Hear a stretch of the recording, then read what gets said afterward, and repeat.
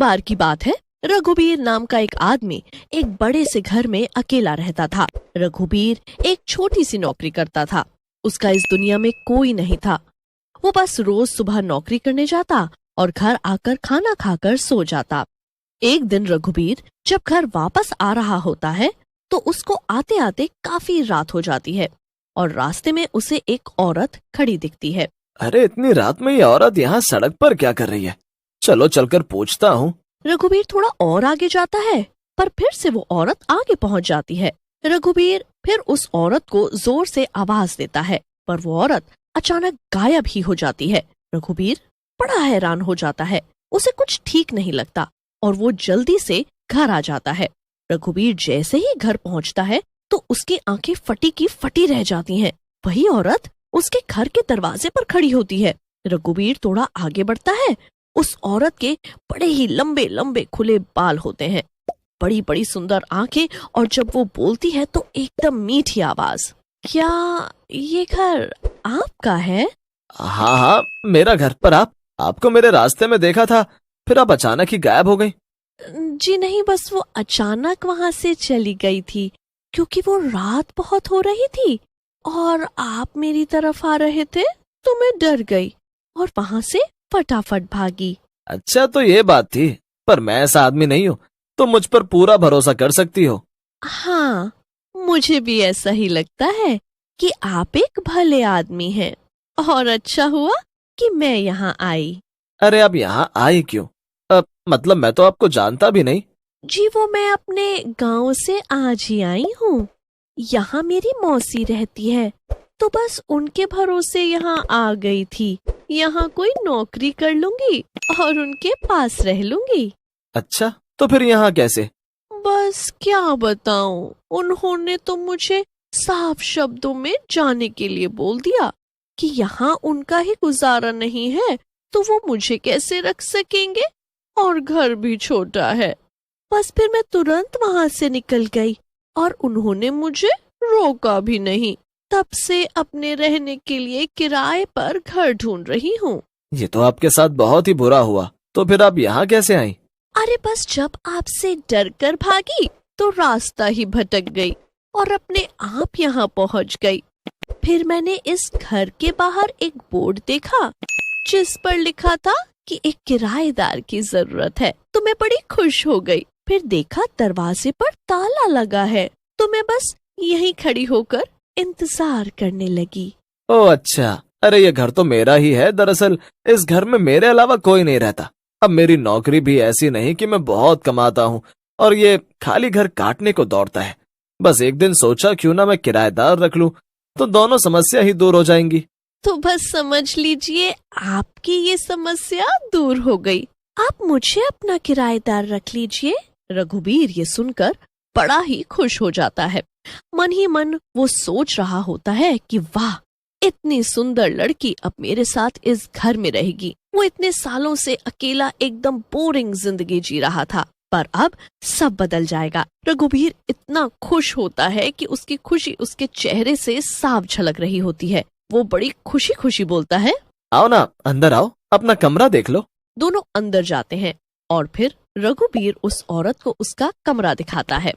जी सच में बड़ा ही अच्छा लग रहा है यहाँ तो। आपका बहुत बहुत शुक्रिया। वैसे मैं आपको कुछ काम मिलते ही किराया दे दूंगी। अरे आप मुझे शर्मिंदा मत करो। अच्छा ये सब छोड़ो और अपना नाम तो बताओ। हमने इतनी बातें करनी और मुझे तुम्हारा नाम तक नहीं पता। जी मेरा नाम वंदना है। और आपका? मेरा नाम रघुबीर।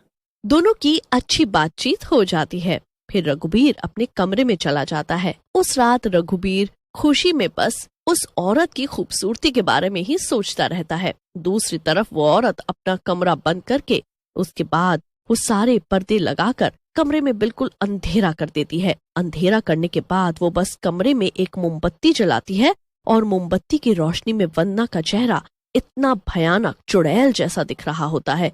वो जोर जोर से हंस रही होती है। कितना बेवकूफ है ये रघुबीर जो बिना जाने मुझे रख लिया। ये जो इतना खुश हो रहा है इसे तो पता भी नहीं कि मैं कोई वंदना नहीं बल्कि एक चुड़ैल हूँ। अब मैं इसी को इसके घर से बाहर कर दूंगी और हमेशा हमेशा के लिए ये घर मेरा हो जाएगा। चुड़ैल बड़ी खुश हो जाती है और बड़ी देर तक हंसती रहती है।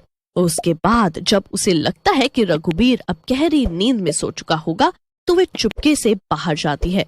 वो पूरे घर को बड़ी अजीब तरह से देख रही होती है। फिर चुड़ैल एक आखिर के कमरे की तरफ जाती है जो उस घर का सबसे बड़ा और सुंदर कमरा होता है, पर उसमें ताला लगा होता है। इस आदमी ने इस कमरे में ताला क्यों लगा रखा है? अब मैं इसकी चाबी कहाँ से लाऊं? मुझे कैसे भी इसकी चाबी लेनी होगी। मुझे तो यही कमरा चाहिए। चुड़ैल गुस्से में वहां से चली जाती है और अपने कमरे में जाकर दरवाजा बंद कर लेती है। पूरी रात के बाद अब एक नई सुबह होती है। रघुबीर हमेशा की तरह जल्दी उठ जाता है। वो रसोई में अपने लिए कुछ बनाने जाता है, पर वहाँ वो वंदना को पहले से खड़ा देखता है। अरे उठ गए तुम? चलो तुम बाहर बैठो, मैं तुम्हारे लिए नाश्ता लेकर आती हूँ।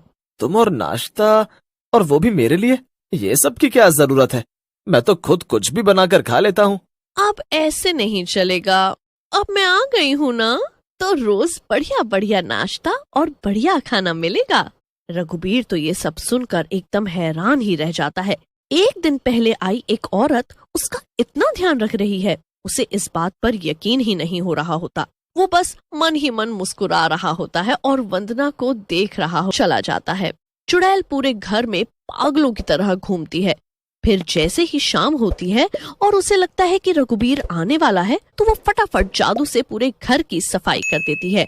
रघुबीर के आते ही वो वापस अपने वंदना वाले रूप में बदल जाती है। फिर उसके बाद वो रघुबीर से कमरे की चाबी के बारे में पूछती है। रघुबीर बात को टाल देता है। रघुबीर खाना खाकर सो जाता है। उसके सोने के बाद वंदना वापस चुड़ैल बन जाती है। वो रघुबीर के कमरे में जाती है और चाबी ढूंढने लगती है और फटाफट कमरे के बाहर निकल आती है। चाबी लेकर चुड़ैल सीधा उस आखिरी कमरे को जाकर खोलती है।